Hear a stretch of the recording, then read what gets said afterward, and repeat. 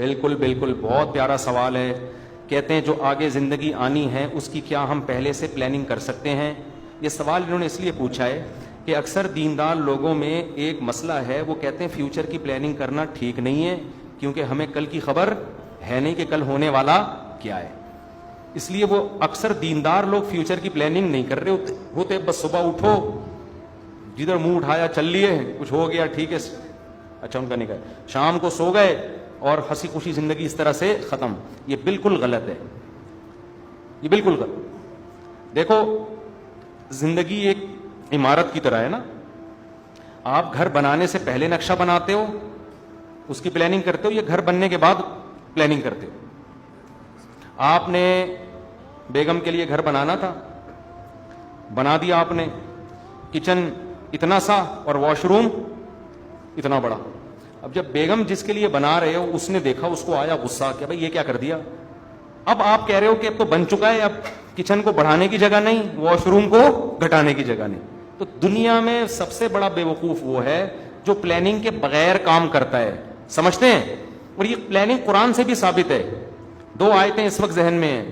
ایک حضرت مریم نے، بچہ ابھی پیدا ہوا نہیں، حضرت مریم کی ماں نے پیدا ہونے سے پہلے پلاننگ کی تھی اس بچے کو بنانا کیا ہے، اس کو دین کی خدمت کے لیے وقف کرنا ہے. ابھی بچہ بھی نہیں پیدا ہوا اور پہلے سے پلاننگ ہو رہی ہے.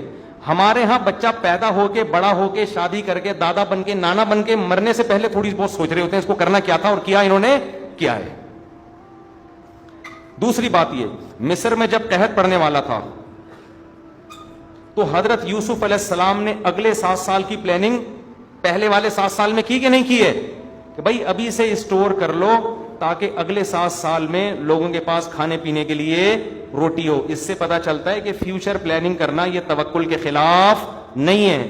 رہا یہ مسئلہ کہ ہمیں تو کل کا پتا نہیں ہے اور پلاننگ ہم 20-20 سال کی کریں، کل مر گئے تو ہماری ساری پلاننگ ضائع. تو یہ بات کافر تو کر سکتا ہے، مسلمان نہیں کر سکتا.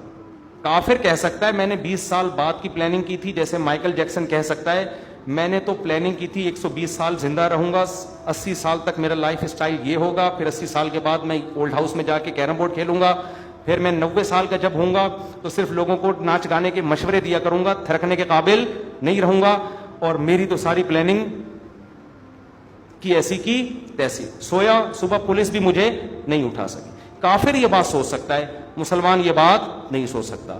کیوں؟ حدیث میں آتا ہے تم نے پلاننگ کی نا، بخاری کی حدیث ہے، درخت لگایا نا، پلاننگ ہی ہو رہی ہے نا. کیا ہو گیا بھائی؟ درخت لگاتے ہو تو کیا فوراً اگلے دن ٹماٹر دینا شروع، وہ پھل دینا شروع کر دیتا ہے؟ 5 سال 10 سال کے بعد دیتا ہے. تو جو بھی درخت لگا رہا ہے وہ اگلے 10 سال کی پلاننگ کر رہا ہے کہ نہیں کر رہا؟ تو حدیث میں آتا ہے کوئی بات نہیں، درخت لگایا، مر گئے، تمہیں نہیں فائدہ ملا نا، جب تک چرند پرند بھی کھاتے رہیں گے قبر میں تمہیں ثواب ملتا رہے گا. اس سے پتہ چلتا ہے پلاننگ تو 100 سال کی بھی کرو، کوئی پرابلم نہیں ہے. کر کس چیز کی رہے ہو؟ ایسی چیز کی کرو جس کا آپ کو بھی فائدہ ہو، آپ فائدہ نہ اٹھا سکے تو انسانیت کو اور اللہ کی مخلوق کو فائدہ ہو. انگریز ان چیزوں کو نہیں سوچتا، وہ کہتا ہے بس پلاننگ کرو فائدے کے لیے، اس میں اللہ نہیں ہوتا اس کی ڈکشنری میں.